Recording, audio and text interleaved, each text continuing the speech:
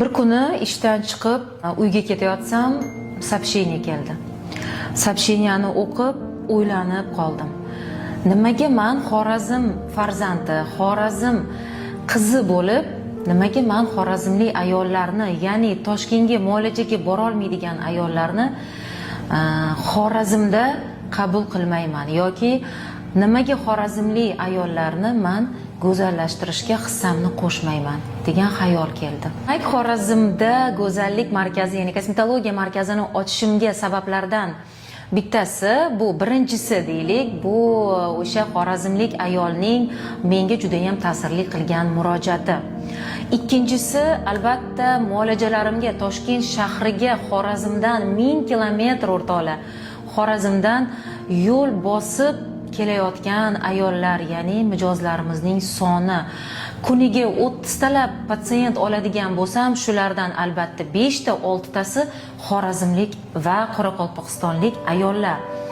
Bu ikkinchi sabab albatta. Va uchinchisi, bu Xorazm viloyatida ko'pchilik biladi, o'z uyimizga ega bo'ldik, ya'ni o'z xonadonimizni, uyimizni barpo etdik va ko'pchilik uyimizga ko'chganimizda ko'chib ketasizmi Nodir opa, endi Xorazmda yashaysizmi, endi biz nima qilamiz, muolajalarni qanday qilib olamiz yoki endi Xorazmga qatnaymizmi muolajaga deyilganida, albatta mana shu xayollar yig'ilib niyatlarga aylanib bugungi kungacha mana yetib keldik va nihoyat Xorazmda go'zallik, ya'ni kosmetologiya markazimni ochdim. Qiyinchiliklar bo'ldi albatta va qolaversa moliyaviy tarafdan buni xarajatlari juda ham katta bo'ldi. Ba'zi insonlar o'sha Toshkentda turib ham oddiy qila olmaydigan xarajatini biz 100 barobar qilib mana shu markazimizga tikvordik. Lekin men bundan umuman afsuslanmayman. Brilliantlardan voz kechdim. Mashinalardan voz kechdim, chunki turmush o'rtog'im uni o'rniga "Ke, davay senga yaxshi mashina olamiz. Ke, uni o'rniga mana bunaqa narsa qilamiz, mana bunaqa narsa olib beraman." Hammasidan to'g'risi voz kechdim, yo'q. Menga mana shu markaz kerak. Oltin tilla brilliant mashinalaringiz menga qizig'i yo'q.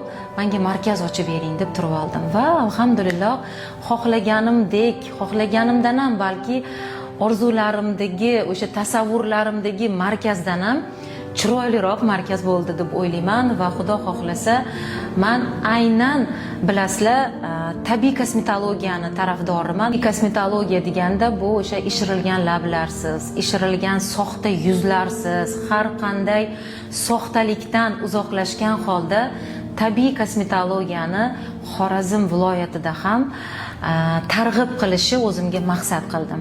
Inshaalloh Xorazmda ham bu narsalardan ozgina uzoqlashtirib ayollarni, ya'ni o'sha har xil noodatiy trendlardan qochgan holda tabiiy go'zallik va ayollarni, bilasiz, Xorazm ekologiyasi salgina qiyinroq ekologiya hisoblanadi, og'irroq ekologiya hisoblanadi, ayniqsa yuz terisi uchun. Mana shu ekologiyadan, mana shu ekologiya ta'siri ostida yuz terilari aziyat chekayotgan ayollarga yordam berishni istadim. Va Xudo xolasa oldimga qo'ygan maqsadlarimga shu paytgacha erishib kelganman. Bundan buyog'iga ham aynan shu maqsadimga ham erishaman va Xorazmda barcha menga muhtoj bo'lgan ayollarni go'zallashtirishga va'da beraman. Eng asosiysi tabiiylikni asragan holda. Yana bitta narsa haqida gapirib o'tmasam bo'lmaydi. Xorazmda kosmetologiya ochishimni eshitgandan keyin har xil mishmishlar qulog'imga kelishni boshladi. Ya'ni Xorazm viloyatida faoliyat yuritayotgan vrachlar, kosmetologlardan xohlashmayotganini yoki har xil gap so'zlar eshitishni boshladim va mijozlarimizdan shunday gaplarini eshitdimki, endi Xorazmda boshqa kosmetologlarga non qolmabdi-ku, Nodir opa degan gaplarni gapirishganida bitta narsani tugib qo'ydim qalbimga, shu narsani aytishim kerak. Rizq har doim Allohdan. Hurmatli hamkasblarim, Xorazmda faoliyat yuritayotgan hamkasblarim, hech qachon birovni rizqini birov hech qachon o'g'irlamaydi. Chunki har bittamizni rizqimiz Allohdan, har bittamizni faoliyatimiz, qo'limiz, mijozlarimiz bizga oldindan bu yozilgan Alloh tomonidan. O'sha Toshkentgacha qiynalmasdan, qiyin bo'lsa ham borib muolaja olayotgan mijozlarimiz endilikda shu yerdan olishadi xolos. Hech kim bu yerda hech kimni nonini ham olmaydi, rizqini ham va qolaversa patsient ham hech kimdan o'g'irlanmaydi. Hammani ishi o'ziga yarasha, barakasi o'zidan kelib chiqib bo'ladi inshaalloh.